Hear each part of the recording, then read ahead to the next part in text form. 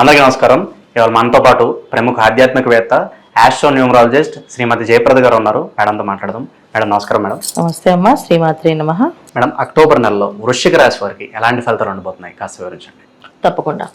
వృశ్చిక రాశి వాళ్ళకి ఈ మాసంలో అన్ని గ్రహాల అనుకూలం కంటే కూడా ప్రతికూలత ఎక్కువగా ఉంది. ఎవరు అనుకూలంగా ఉన్నారో ఎవరు ప్రతికూలం పక్కన పెడితే వృశ్చిక రాశి వాళ్ళకి ఈ మాసంలో కాస్త ఎవరైతే కోర్టు సంబంధించిన వ్యవహారాలు ఉన్నాయో, గవర్నమెంట్ సంబంధించిన వ్యవహారాలు ఉన్నాయో అవి కాస్త వాయిదా వేయడం మంచి పద్ధతి. తర్వాత ఏంటంటే మామూలు సామాన్యంగా ఉండే ఉద్యోగస్తులందరికీ బాగానే ఉంది. అంటే గవర్నమెంట్ సెక్టర్లో పనిచేయకుండా ప్రైవేట్ సెక్టర్లో పనిచేసే వాళ్ళందరికీ కూడా నార్మల్ ఫలితాలు ఉన్నాయి. దానివల్ల ఎటువంటి ఇబ్బంది లేదు. వ్యాపారస్తులకి కాస్త ఇబ్బంది ఉంది. వ్యాపారస్తులకి ఏంటంటే గురువు అక్టోబర్ 9వ తారీఖు నుంచి వక్రిస్తున్నందుకు సో గురువు యొక్క ఎనర్జీస్ వీళ్ళకి ఏంటంటే డిఫరెంట్గా కొంచెం ఇబ్బంది పెట్టే అవకాశం ఉంది. సో వీళ్ళు పెట్టుబడులు పెట్టాలన్నా కూడా కాస్త వెయిట్ చేస్తే బెటర్ అంటారా? ఖచ్చితంగా. అసలు అంటే వ్యాపారం అనేది కొత్త వ్యాపారం ఈ మాసం మొదలు పెట్టుకుని ఉండడమే ఉత్తమ ఫలితం. కొత్త వ్యాపారం, పెట్టుబడులు పెట్టడం కానీ, పార్ట్నర్షిప్స్తో పనిచేసేవి కానీ ఇవన్నీ కూడా ఏంటంటే అష్టమ కుజుడు బలాన్ని ఉన్నప్పటికీ కూడా అక్టోబర్ 25 నుంచి కర్కాటకం వచ్చేస్తాడు. సో అక్టోబర్ 25 కర్కాటకం వచ్చేసినప్పటి నుంచి మళ్ళీ మనకి ఆ టైం నుంచి ఏ పని చేసినా అది ప్రతికూలంగా మారిపోయే అవకాశం ఉంది. సో మెయిన్ లావాదేవీలు కానీ, తర్వాత పెద్దవాళ్ళతో జరిగే ఆస్తి పంపకాలు కానీ, గొడవలు కానీ అవి కొంచెం ఎక్కువగా ఉన్నాయి ఈ మాసంలో. అందుకే మ్యాక్సిమం ఏంటంటే వీలైనంత వరకు వీళ్ళు ఎవరితోటి మాట్లాడుకొని ఉండడం, ఎవరికి ఎక్కువగా చెప్పకుండా ఉండడం. అంటే వీళ్ళు జనరల్గా ఏంటంటే వృశ్చిక రాశి వాళ్ళకి మాట్లాడతారు, వాళ్ళు అనుకుని వాళ్ళకి స్టడీగా చేసేస్తారు. వాళ్ళ దాంట్లో ఆ విషయంలో వాళ్ళు ఎక్కడ ఆగరు. వాళ్ళు కొంచెం ఒక విధంగా చెప్పాలంటే కొంచెం మొండిదనం వీళ్ళకి ఎక్కువగానే ఉంటుంది. నాకేంటి, నా పని నేను చేసుకుంటాను, తప్పకుండా చేసుకోవచ్చు, దాంట్లో తప్పేం లేదు. ఎందుకంటే మన పని మనం చేసుకోవడంలో తప్పు లేదు. కాకపోతే ఈ మాసంలో అలా వెళితే అది వీళ్ళకి ఎదురు దెబ్బగా తగులుతుంది. అందుకని వీళ్ళు ఆ విధంగా వెళ్లకుండా ఉండడం ఉత్తమమైన ఫలితం. సో ఎక్కువ మనకి ఎదురు దెబ్బలు తగిలేవి ఇంట్లో వాళ్ళతో. ఏంటంటే ఎప్పుడైనా ఆస్తి పంచుతామనో, ఆస్తి ఇస్తామనో అని చెప్పి ఎప్పటి నుంచి ఇస్తామని, ఈసారి ఇస్తాం కొంచెం కోపం వచ్చి ఎప్పుడు ఇస్తావు అసలు ఎవరో పెట్టట్లేదు అని చెప్పి రివర్స్గా మాట్లాడితే అక్కడ సంబంధ బాంధవ్యాన్ని కట్టేపే అవకాశం ఎక్కువగా ఉంది. ఇంకా అష్టమ కుజుడు ప్లస్ 9th హౌస్లో వెళ్ళగానే డెఫినెట్గా అలాంటి ఇబ్బందులు తెచ్చే అవకాశం ఉంది. కుజుడికి ఎప్పుడు కూడా ఏంటంటే పెద్దవాళ్ళని గౌరవించడం కానీ, పెద్దవాళ్ళతో మర్యాదపూర్వకంగా మాట్లాడడం కానీ, గౌరవించడం పర్లేదు కాస్త రెస్పెక్ట్గా మాట్లాడితే కూడా ఆయన ఒప్పుకుంటాడు. లేదా కాస్త దూరంగా ఉండి ఆన్సర్ గట్టిగా ఇవ్వకుండా ఉంటే కూడా ఒప్పుకుంటాడు. ఇలా ఇన్ని ఆప్షన్స్ ఇచ్చారు మనకి ఆయన. ఈ ఆప్షన్లో ఏదో ఒక ఆప్షన్ మనం ఖచ్చితంగా చేయాలి. చేయకపోతే ఖచ్చితంగా ఇబ్బంది పడతాం. ఆ ఇబ్బంది ఎలా పడుతుంది అంటే ఎంత మంచి వాళ్ళైనా ఆ మూమెంట్లో వీళ్ళు చెడ్డవాళ్ళు, అంటే వీళ్ళు ఒక మూర్ఖుడు ఉండాలి, లేదా వీళ్ళు ఒక రాక్షసు ఉన్నారా అని అనిపిస్తుంది. కానీ వీళ్ళు అలాంటి వాళ్ళు కాదు, అలా అనిపిస్తుంది వాళ్ళకి మాట్లాడే వల్ల. సో మాట్లాడకుండా ఉండడం ఉత్తమ ఫలితాలు. వ్యాపారస్తులు వ్యాపార విషయంలో, లావాదేవీల విషయంలో చాలా జాగ్రత్తగా ఉండాలి. చిన్న చిన్న వ్యాపారాలు చేసే వాళ్ళకి కాస్తంత బాగుంది, కానీ కాస్తంత ఇబ్బంది పెట్టే అవకాశం ఉంది. ఏంటంటే అనారోగ్య సమస్య, ఆరోగ్య విధంగా కొంచెం ఇబ్బంది పెడుతుంది. ఎప్పుడైతే వృశ్చిక రాశి శుక్రుడు వస్తుండో అప్పుడు కాస్త వీళ్ళకి కంఫర్ట్స్ కాస్త తగ్గిపోయినట్టుగా అనిపిస్తుంది. అంటే మంచిగా సాఫీగా జరిగే బిజినెస్ కూడా కాస్త అన్ఈజీగా అనిపించడం, కొంచెం ఇబ్బంది పడడం జరుగుతుంది.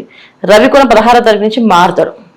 సో ఎప్పుడైతే రవి తులారాశిలోకి మారుతాడో అప్పటి నుంచి వీళ్ళకి ఇంకొంచెం కావలసిన పనులు అవ్వకపోవడము, అవి పెండింగ్ పడ్డము, ఆటంకాలు పడ్డము, అడ్డంకులు పడ్డం, కొంచెం ఆలస్యం.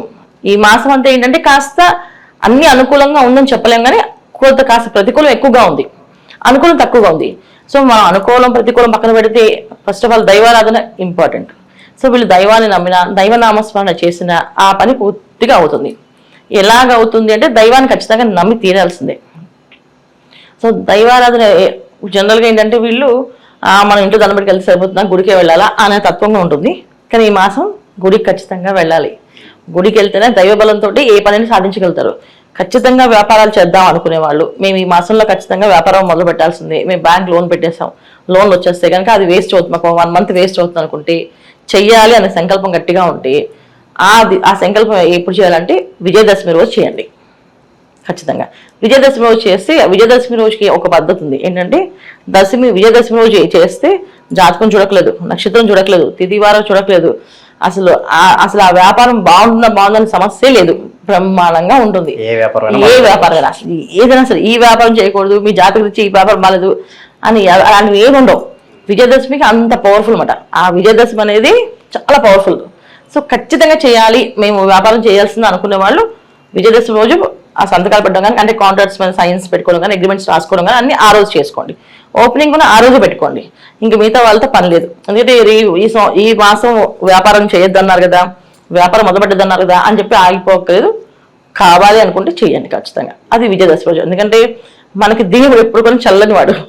ఎప్పుడు ఏది చేయకూడదు అనుకున్నా ఆయన ఒక కరుణామయుడిగా మనకు కనిపిస్తూ ఉంటాడు. సో ఈ మాసంలో అనుకూలం ఏంటంటే విజయదశమి బ్రహ్మాండంగా చేసుకోవచ్చు. ఇది చేసుకోవచ్చు. అండ్ మళ్ళీ ఈ మాసంలో ఈ రాశి వారికి విద్యార్థులు ఎలా ఉండబోతుంది? కాంపిటేటివ్ ఎగ్జామ్స్ కోసం ట్రై చేస్తూ ఉంటారు. అలాంటి వారికి ఆశాజనకమైన ఫలితాలు ఏమైనా కనిపిస్తున్నాయి? ఖచ్చితంగా విద్యార్థులకి ఈ మాసంలో కొంచెం అనుకూలంగా ఉంది. అంటే వీళ్ళకి కొన్ని పనులు చేసుకోవాలి. ఎందుకంటే కెరీర్ సంబంధించిన విషయాలని కూడా రవిగ్రహం అనుగ్రహం. సో రవి ఎప్పుడైతే ప్రతికూలంగా మారుతారో అప్పుడు వీళ్ళకి ఇబ్బందులు ఉన్నాయి.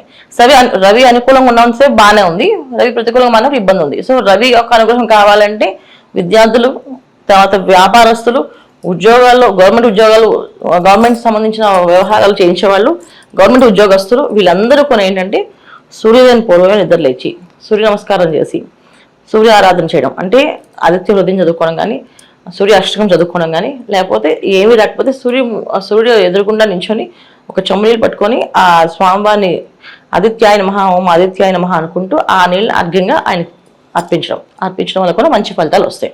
ఇది ఖచ్చితంగా చేయాలి. ఎప్పుడు చేయాలంటే సూర్యోదయానికి పూర్వమే నిద్ర లేచి స్నానం ఆచరించి సూర్యుడు ఉదయిస్తున్నప్పుడు ఎదురుకుండా నించోవాలి వెళ్ళి. ఈ విధంగా చేస్తే వీళ్ళు కాంపిటేటివ్ ఎగ్జామ్స్ రాసే వాళ్ళకి చాలా సక్సెస్ఫుల్గా విజయవంతం ఉంది. లేకపోతే కాస్తంత ఇబ్బంది ఉంది. ఎవరికైనా సరే చదవాలనుకునే వాళ్ళు బద్ధకాన్ని వదలాలి ఫస్ట్ ఆఫ్ ఆల్. సో చదువుకోవాలి అనుకుంటే మిగతా కేటగిరీస్ ఏ మైండ్లోకి ఎక్కకూడదు. మార్నింగ్ వెళ్ళేవాలి. అసలు మామూలుగా బ్రాహ్మీ ముహూర్తంలో చదవాలని చెప్తాం. అప్పుడు బ్రహ్మాండంగా చదువు బాగా వస్తుందని. అది పాటించడం వల్ల చాలా మంచి ఫలితాలు వస్తాయి. మేడం, ఈ మాసంలో వృశ్చిక రాశి వారు ఎటువంటి పరిహారాలు చేసుకుంటే వీళ్ళు ఇంకా మంచి ఫలితాలు పొందే అవకాశం ఉందంటారు? ఖచ్చితంగా. అంటే వీళ్ళకి కెరీర్ సంబంధించిన ఇబ్బందులు ఉన్నాయి కనుక వ్యాపారస్తులు కూడా అదే, ఎవరికైనా కెరీర్ కోసం పాటుపడతాం, ఆ కెరీర్ సెటిల్ అయిపోతే బాధపడతాం కదా. సో దానికోసం ఏంటంటే ఆదివారం వీళ్ళు నిష్ఠగా ఉండడం చాలా ముఖ్యం. ఆదివారం నిష్ఠగా ఉండడమే కాకుండా ఆదివారం శాకాహారం తీసుకోవడం, అంటే మిగతా ఏ ఆహారం తినకుండా. ఇంకో పాయింట్ ఏంటంటే ఇంట్లో తినడం, బయట ఆహారం తినకుండా ఇంట్లో ఆహారాన్ని తీసుకోవడం. తర్వాత కుదిరితే బ్రహ్మచర్యం పాటించడం, నేలం పడుకోవడం.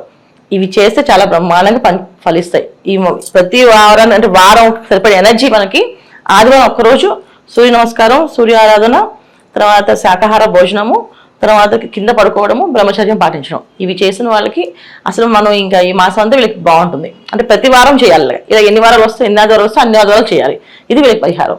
ఇవి చేయలేమండి, మాకు కాళ్ళ నొప్పులు మోకాళ్ళ నొప్పులు కూర్చోలేము అంటారా, చక్కగా గోశాలకు వెళ్ళండి, గోశాలలో ప్రదక్షిణాలు చేయండి, 9 ప్రదక్షిణాలు చేయండి, నవగ్రహ ప్రదక్షిణ చేయండి. ఈ చేయడం వల్ల కూడా మీకు అన్ని అనుకూలంగా ఉంటాయి. అంటే మేము శాకాహారం పాటించలేమంటూ ఇది చేయండి. కానీ శాకాహారం పాటించడం వల్ల అనారోగ్య సమస్య రాదు. ఎందుకంటే అష్టమ కుజుడు చెప్పకుండా సీక్రెట్స్గా లోపల అవయవం కుళ్ళిపోయింది బయటకు వస్తుంది, ఇబ్బంది పడతారు. అంటే ఒక క్యాన్సర్ వచ్చింది అనుకోండి, ఆ క్యాన్సర్ ముదిలోకి తెలియదు బయటకు మనకి చాలా మందికి. అలాంటి సిచ్యువేషన్స్ ఎక్కువగా వచ్చే అవకాశం ఉంది. ఎందుకంటే శుక్రుడు కూడా మారుతున్నాడు, ఉచ్చిక రాశి శుక్రుడు వస్తున్నాడు, నవంబర్లో మళ్ళీ కర్కాటకంలో కుజుడు వెళ్తున్నాడు. అంటే కుజుడు అక్కడ నీచం పొందుతున్నాడు, నీచం పడుతున్నాడు. దానివల్ల ఏంటంటే కొన్ని ఇబ్బందులు సీక్రెట్స్ అనేది బయటపడతాయి. ఖచ్చితంగా జరుగుతుందని కాదు, ఇది గోచార ఫలితాలు మన జన్మజాతకంలో మన దశ బట్టి వస్తుంది. కానీ ఇది వచ్చేస్తుంది ఖచ్చితంగా ఆన్సర్ వస్తుందని కాదు. ఈ విషయం అవకాశం ఉంది కనుక జాగ్రత్త పడండి అర్థం, అంతే. అక్టోబర్ నెలలో వృశ్చిక రాశి వారికి ఎలాంటి ఫలితాలు ఉంటాయి, అలాగే వీరు చేసుకోవాల్సిన పరిహారాలు తెలియజేసినందుకు ధన్యవాదాలు మేడం. నమస్తే అమ్మ. శ్రీమాత్రే నమః.